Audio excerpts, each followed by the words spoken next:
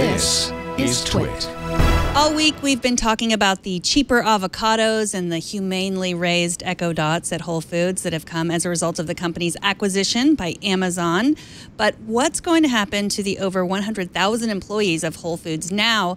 Joining us to discuss the implications of the merger is Dr. Paul Warner, who has a PhD in clinical and industrial organizational psychology and specializes in understanding the psyche of both employees and consumers. Thanks for joining us, Paul. Nice to be here. Thank you. So you're a consulting psychologist. Let's start by, can you just explain what exactly that means? You know, really what my role is to add some science to both the workplace and also in trying to understand consumers as well. You know, if people, anytime they visit a store or, you know, interact with a product and try to evaluate that product, what we're really trying to measure there is some sort of psychological construct. So my role is to help organizations understand really what their employees are thinking and also what their customers are thinking as well. So is that kind of the same science as, like, we know that Apple opens stores and they have all their products out because someone told them, someone like you told them that, you know, if someone touches something, they're more likely to buy it. Is that the kind of science we're talking about? Yes, yeah, that's part of the science that we're talking about, but it's also looking at the intentions that people have. And basically the idea is that if people have certain beliefs and intentions, it will naturally lead to action. So if someone, for example, indicates that they would recommend a brand or a product to their friends and family, the theory is that they would be more likely to return to that product or to that brand, and also spend more as well. So it's almost trying to predict human behavior, you know, from both an employee and a consumer perspective as well. So I know when Amazon first announced that they were considering buying Whole Foods, there was a lot of head scratching because Whole Foods is known as this company that really works for the employees. Employees love to work there, and Amazon is not known for that. In fact, they're known for the opposite. And so when it was first announced, John Mackey, who's the CEO of Whole Foods, said that they had prioritized employees over customers, and that was going to change after the merger. What do you make of that? You know, it was an interesting statement because there's a real mythology around the idea that you have to choose one or the other, customers versus employees. I think his statement suggested that there was more investment in employees than possibly the actual customer experience.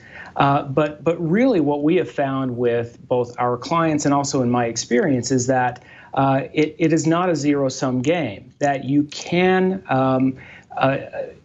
you know, focus on both customers and employees. One does not have to you know, undermine the other. So it'll be interesting to see this merger as it takes place, to see where they rotate. Is it more towards the customer experience, or will they continue to show their strength around the employee experience? If you've looked at all at Whole Foods and some of the you know, the employee responses that they have, they really do provide a good experience for their employees. Now the real test will be to make sure that they are providing what their customers need and expect, but also expanding their customer base as well, and not sacrificing the employee experience in that process.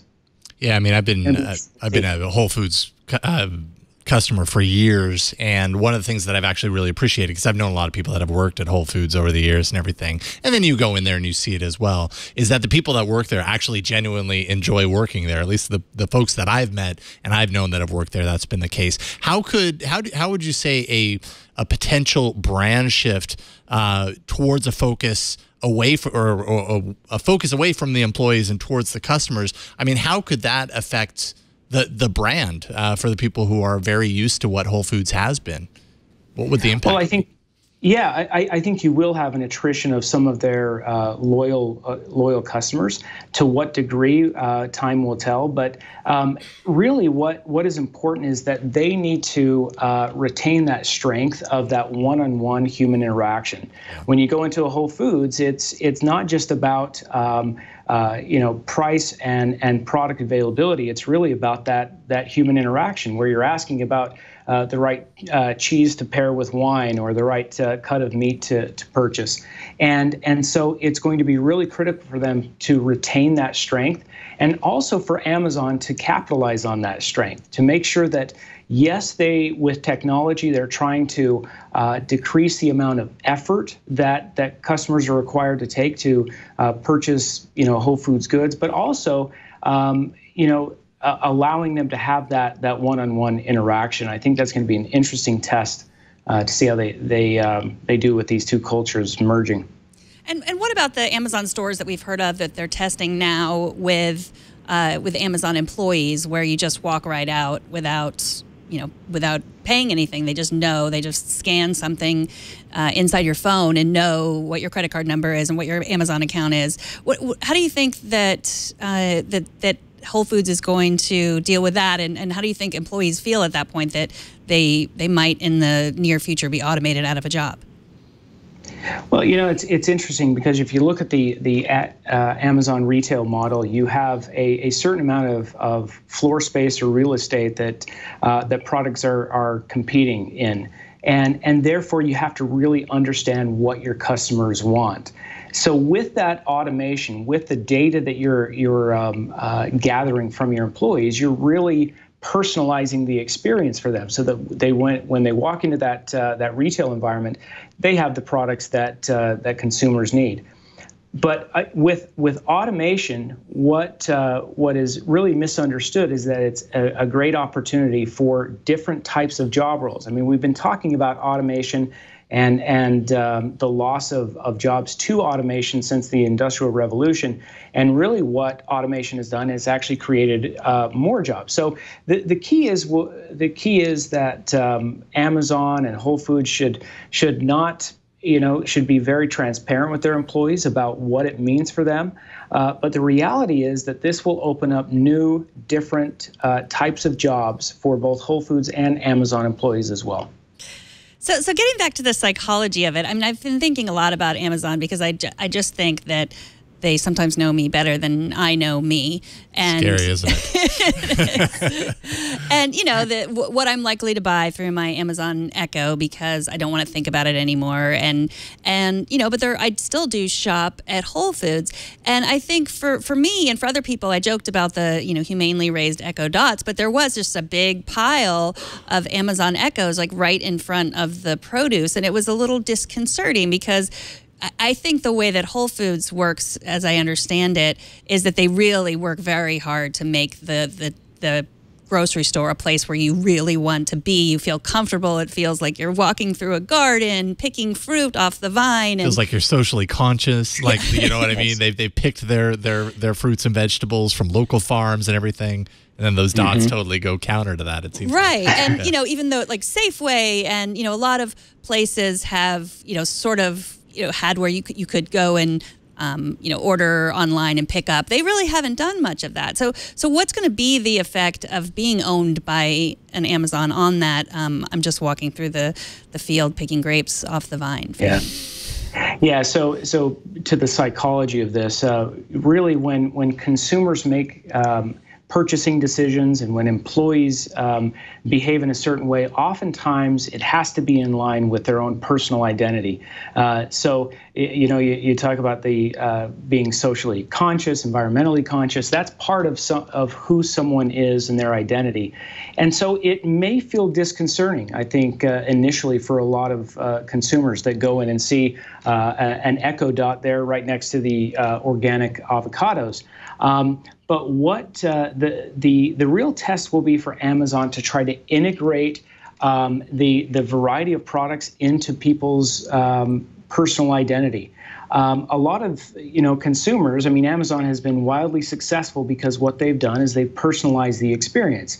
So when you're purchasing something from Amazon, it's like they know you, often better than you know yourself. And they will have to replicate that kind of experience.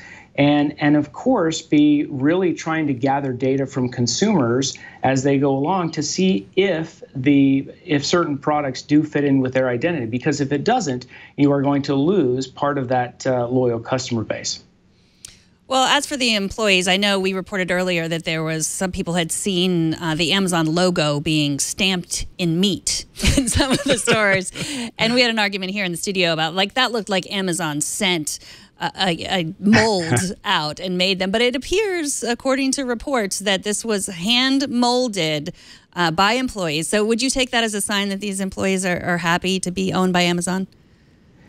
Well, I don't know if it's a direct sign that they're happy, but I think it is a sign that they're creative and innovative, and it's a sign that someone has a very good sense of humor as well.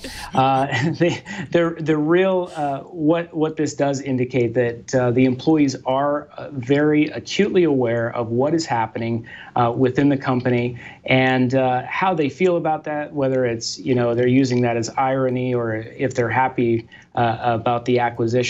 I won't guess, but it is going to be very important for both brands to be transparent with their employees and make sure that, again, they're retaining their strengths, because Whole Foods has created a great environment for employees to strive, and they need to continue to do that. Amazon can also learn a lot from Whole Foods as well, and especially as they're venturing into this new retail space. And one of the key things that we have found in working with some of the world's best brands is that those organizations that listen to their employees, not just on how they feel about their jobs and whether or not they're satisfied and happy with their work, but if they ask them for their ideas around products, around the way that things are done, around processes, employees seem, feel a lot more valued and are a lot more loyal. So this is really an opportunity for both Amazon and Whole Foods to tap into that, those frontline employees and gather their perceptions around the changes, rather than just looking to decipher what kind of logos they're putting in the meat. Well, Paul, thank you so much for joining us. This is fascinating. I'm fascinated with the brands these days. I bet you have some really great stories. Paul Warner is Vice President of Consumer and Employee Insights at InMoment, and Paul Warner on Twitter. Thanks so much for joining us. Thank you. Thank you, Paul. We really appreciate it.